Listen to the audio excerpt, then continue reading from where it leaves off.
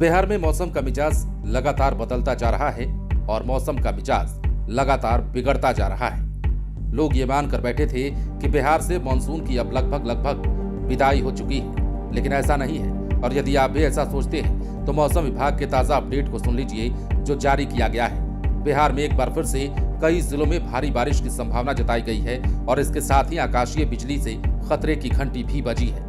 पिछले कई दिनों से खराब मौसम के कारण आसमानी आफत से बिहार में कई लोगों की जानें जा चुकी हैं। मौसम का बदलता हुआ ये तेवर लोगों के लिए परेशानी का सबब भी बन रहा है।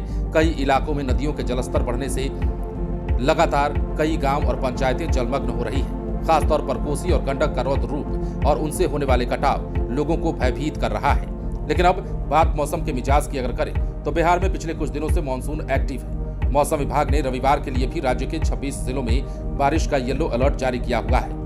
इन जिलों में हल्की से मध्यम बारिश के साथ साथ कई इलाकों में बिजली गिरने की भारी संभावना है। विभाग का कहना है कि अगले 7 दिनों तक बिहार में मानसून की सक्रियता बनी रहेगी। इस दौरान कई जिलों में भारी बारिश होने की संभावना है।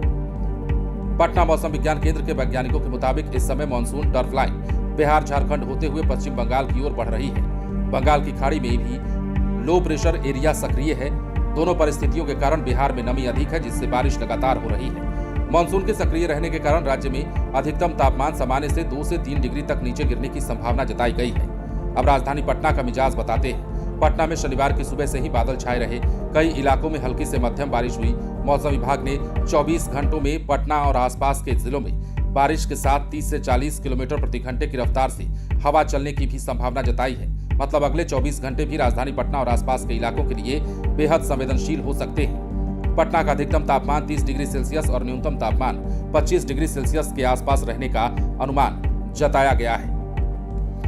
कुल मिलाकर अगर बात करें तो पूर्वी उत्तर प्रदेश और उससे सटे बिहार के ऊपर वायु का चक्रवातीय परिसंचरण का क्षेत्र बना हुआ है और इसके प्रभाव से पटना सहित प्रदेश के अधिसंख्य भागों में भारी बारिश के अनुमान है।